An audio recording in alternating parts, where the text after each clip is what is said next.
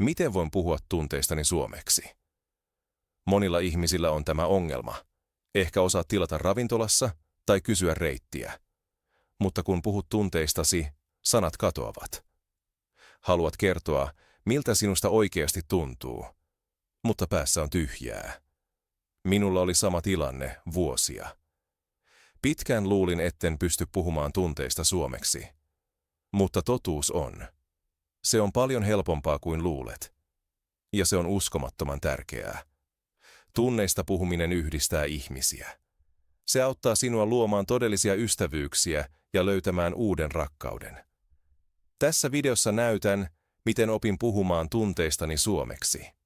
Yksinkertaisilla lauseilla, ilman painetta ja ilman täydellistä kielioppia.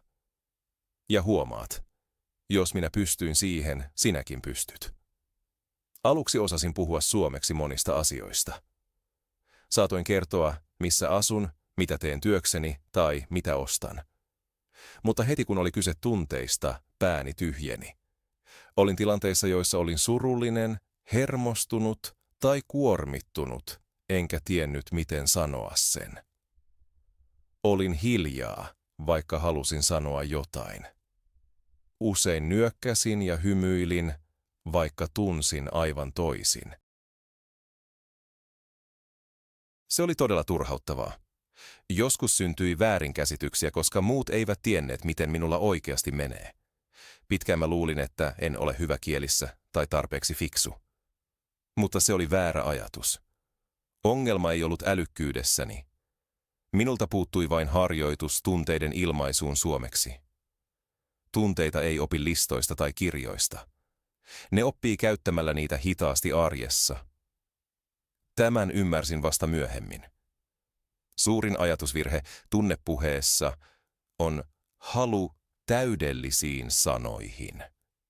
Monet oppijat luulevat, että heidän täytyy tietää tarkka sana ennen puhetta. He etsivät päässään parasta ilmaisua, monimutkaista lausetta tai juuri sopivaa sanaa. Miettiessä hetki menee ohi. Tunne on yhä siellä, mutta rohkeus katoaa. Lisäksi pelottaa kuulostaa väärältä. Monet ajattelevat, entä jos teen virheen? Entä jos se kuulostaa oudolta? Entä jos toinen ei ymmärrä minua? Tämä pelko estää enemmän kuin mikään kielioppi. Tässä on koko ongelma. Tunteet eivät tarvitse täydellisiä lauseita. Ne tarvitsevat rehelliset, yksinkertaiset sanat. Äidinkieliset puhuvat tunteista usein hyvin yksinkertaisesti.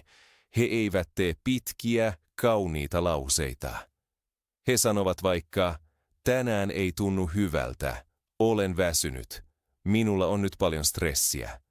Se riittää. Yksinkertainen lause on usein vahvempi kuin täydellinen, jota ei koskaan sanota. Jos yrität puhua liian tarkasti ja monimutkaisesti, et lopulta puhu lainkaan. Mutta kun käytät helppoja lauseita, syntyy oikea keskustelu. Ihmiset ymmärtävät sinua myös virheiden kanssa. He kuulevat äänesi, tilanteesi ja rehellisyytesi. Ja se on paljon tärkeämpää kuin täydellinen kielioppi. Tunteet eivät ole koe. Kukaan ei arvostele sinua. Tarkoitus ei ole kuulostaa hyvältä, vaan tulla ymmärretyksi. Mitä yksinkertaisemmin puhut, sitä luonnollisemmalta vaikutat. Ajan kanssa nämä helpot lauseet pitenevät ja vahvistuvat automaattisesti. Mutta ensimmäinen askel on aina sama. Lopeta täydellisyyden tavoittelu ja ala puhua yksinkertaisesti. Kun haluat puhua tunteista suomeksi, et tarvitse vaikeita sanoja. Monet oppijat luulevat, että he tarvitsevat paljon tunneilmaisuja, mutta se ei pidä paikkaansa. Todellisuudessa riittää muutama perustunne. Näillä tunteilla voit sanoa melkein kaiken. Esimerkiksi hyvä, huono, väsynyt, stressaantunut ja iloinen. Kuulit nämä sanat tänäänkin. Suomalaiset käyttävät niitä jatkuvasti. Siksi ne ovat niin tärkeitä. Hyvä kertoo, että olosi on ok. Huono näyttää, että jokin ei ole kunnossa. Väsynyt kertoo heti, miltä kehossasi tuntuu. Stressaantunut selittää, että olet sisäisesti paineen alla. ja iloinen näyttää positiivisen tunteen. Enempää et aluksi tarvitse. Näistä 5 tunteesta voit rakentaa monta lausetta. Minulla on hyvä olo. Tänään minulla ei ole kovin hyvä olo. Olen väsynyt. Olen todella stressaantunut. Olen iloinen nähdessäni sinut. Nämä lauseet ovat lyhyitä, selkeitä ja luonnollisia. Ne toimivat arjessa, ystävien kanssa, töissä tai kurssilla. Ja tärkeintä on, sinut ymmärretään. Yritä nyt toistaa nämä sanat hiljaa tai ääneen. Hyvä, huono, väsynyt, stressaantunut, iloinen. Huomaat, ne ovat helppoja. Sinun ei tarvitse selittää mitään, ei koristella. Yksinkertainen riittää. Kun osaat käyttää näitä tunteita varmasti, sinulla on vahva perusta. Myöhemmin voit lisätä uusia sanoja. Mutta ensin tarvitset varmuutta. Saat sen yksinkertaisista, rehellisistä tunteista. Monet luulevat, että lauseen täytyy olla pitkä ollakseen hyvä. Varsinkin tunteessa he ajattelevat, että täytyy selittää paljon. Mutta se ei ole totta. Juuri tunteessa pienillä lauseilla on suuri vaikutus. Arjessa ihmiset sanovat usein vain yhden lyhyen lauseen ja kaikki ymmärtävät heti tarkoituksen. Esimerkiksi, tänään ei tunnu hyvältä. Tai, olen nyt väsynyt. Tai, minulla on tänään paljon stressiä. Nämä lauseet ovat lyhyitä, mutta rehellisiä. Ja juuri siksi ne ovat vahvoja. Sinun ei tarvitse kertoa, miksi kaikki on näin, jos et halua. Yksi lause riittää kertomaan olosi. Pituus ei ole tärkeää. Tärkeää on, että lause kuulostaa aidolta. Monet äidinkieliset puhuvat juuri näin. He eivät käytä täydellisiä tai monimutkaisia lauseita, vaan yksinkertaisia sanoja. Jos yrität sanoa kaiken täydellisesti, vaikutat usein epävarmalta. Mutta kun sanot lyhyen ja selkeän lauseen, kuulostat luonnolliselta. Luonnollisuus on puheessa paljon tärkeämpää kuin täydellisyys. Ihmiset kuuntelevat mielellään, kun puhut yksinkertaisesti ja rehellisesti. Virheitä ei juuri huomata. Yritä keskittyä lyhyisiin lauseisiin. Sano, miltä sinusta tuntuu, ajattelematta liikaa. Ajan kanssa huomaat, että nämä pienet lauseet tulevat automaattisesti. Silloin alkaa oikea, sujuva puhe. Kun ihmiset haluavat puhua tunteesta suomeksi, tapahtuu usein samoja virheitä. Nämä virheet ovat hyvin inhimillisiä. Yksi yleisimmistä virheistä on odottaa liian kauan ennen kuin sanoo jotain.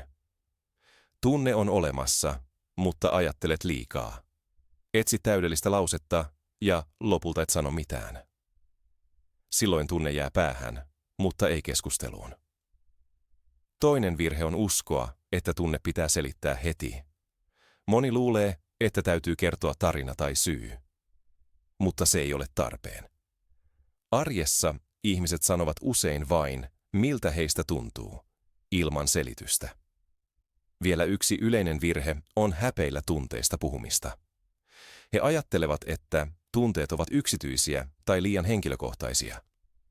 Siksi he pysyvät hiljaa, vaikka tilanne on avoin ja ystävällinen. Myös vertailu toisiin on ongelma. Jotkut kuuntelevat äidinkielisiä ja ajattelevat, en pysty tuohon koskaan. Se jumittaa puheen. He unohtavat, että äidinkielisetkin käyttävät yksinkertaisia lauseita.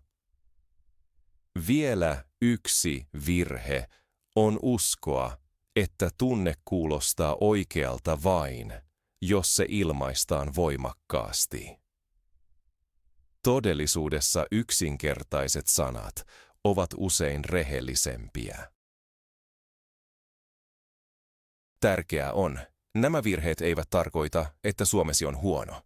Ne näyttävät vain, että olet epävarma. Ja epävarmuus on normaali osa oppimista. Mitä useammin käytät pieniä helppoja lauseita, sitä harvemmin virheet toistuvat. Kun kerrot tunteen ja pienen syyn, suomesi kuulostaa heti aidommalta. Yksi tunne yksin on hyvä, mutta miksi tekee lauseesta elävän? Silloin toinen ymmärtää sinua paremmin ja keskustelu tuntuu luonnolliselta. Sinun ei tarvitse selittää pitkää syytä. Lyhyt lisä riittää täysin. Esimerkiksi, olen väsynyt, koska nukuin vähän. Tai, olen hermostunut, koska minulla on tärkeä tapaaminen.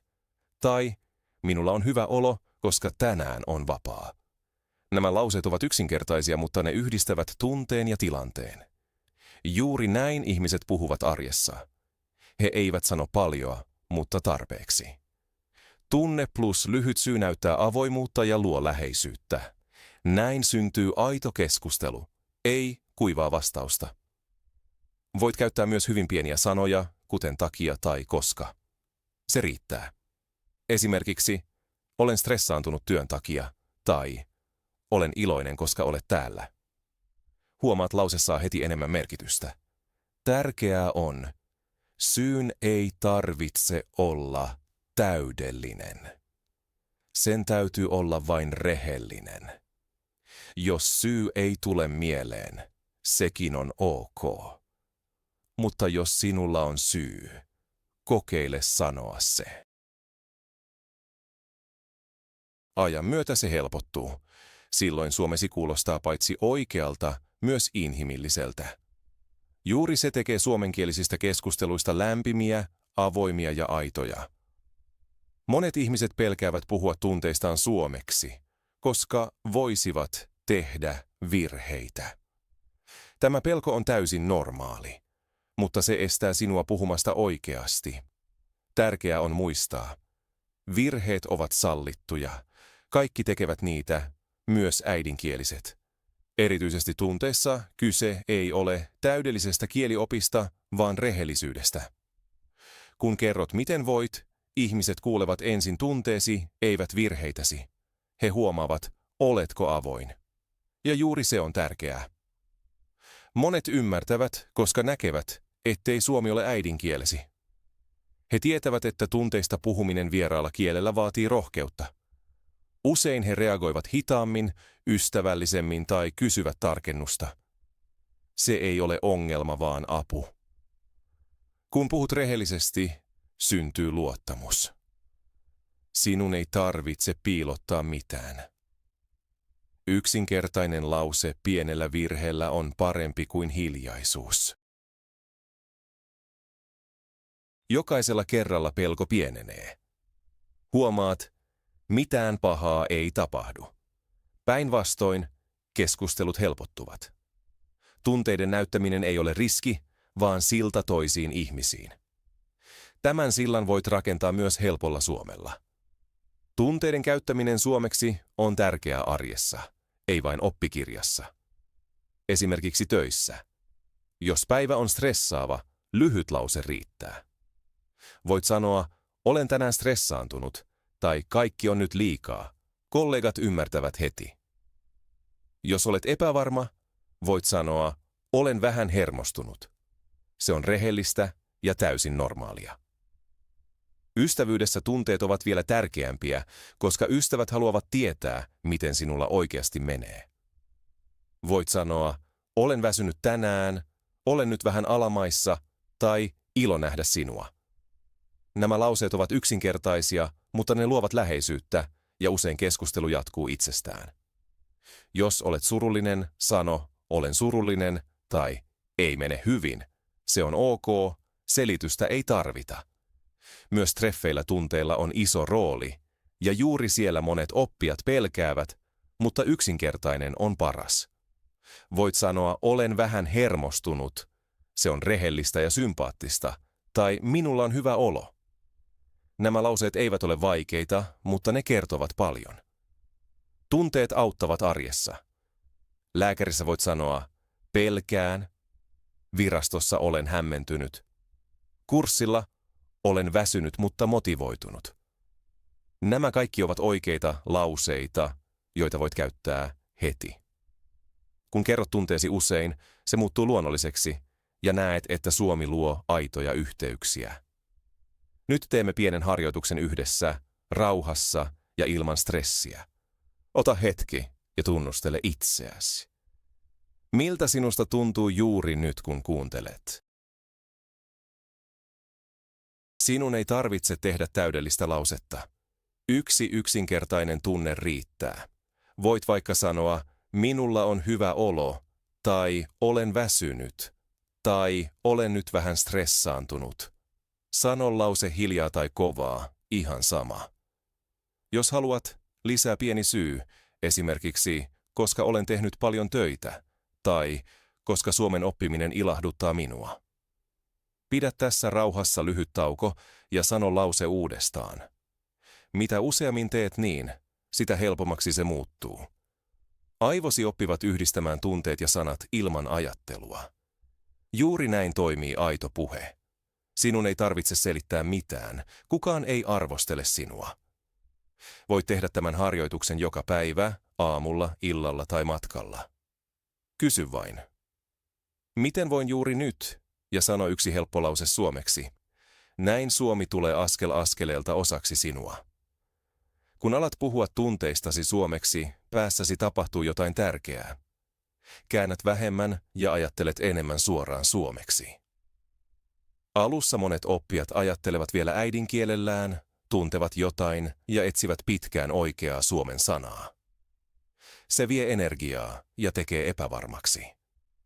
Mutta tunteet ovat suoria. Tunnistat ne ennen kuin ajattelet niistä. Siksi ne ovat niin voimakkaita oppimisessa. Kun sanot, olen väsynyt, tai olen iloinen, tai olen hermostunut, lause tulee usein nopeammin kuin vaikeissa aiheissa. Aivosi yhdistävät tunteen suoraan suomen kieleen. Tarvitset vähemmän kiertoteitä. Ajan myötä huomaat, että nämä lauseet tulevat automaattisesti. Et enää mieti kielioppia, vaan puhut vain. Se on iso askel kohti sujuvaa suomea. Samalla itseluottamuksesi kasvaa. Huomaat, että et puhu vain käytännön asioista, vaan myös henkilökohtaisista. Se muuttaa tunteen keskusteluissa. Et ole enää vain suomen opiskelija, vaan ihminen, joka ilmaisee itseään suomeksi. Se tekee rohkeammaksi. Monet oppijat sanovat minulle, että he tuntevat olonsa läheisemmäksi muiden kanssa tällaisten keskustelujen jälkeen. Tunteet luovat yhteyden. Juuri tämä yhteys auttaa puhumaan useammin ja pelkäämään vähemmän.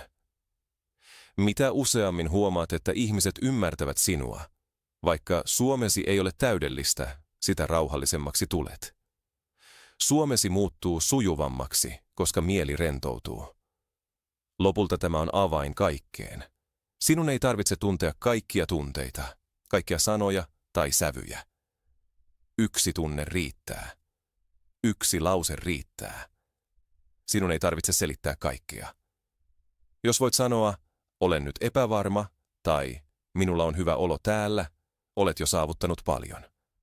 Salli itsellesi puhua yksinkertaisesti. Virheet ovat sallittuja, tauot ovat sallittuja, yksinkertaisuus on sallittua. Jos tämä aihe auttaa sinua, kirjoita kommentteihin, mikä tunne sinulta tänään suomeksi onnistuu. Ehkä vain yksi sana, ehkä lause. Molemmat ovat täydellisiä. Ja jos haluat, pysy mukana, kuuntele ja puhu lisää. Suomesi kasvaa juuri näissä pienissä hetkissä.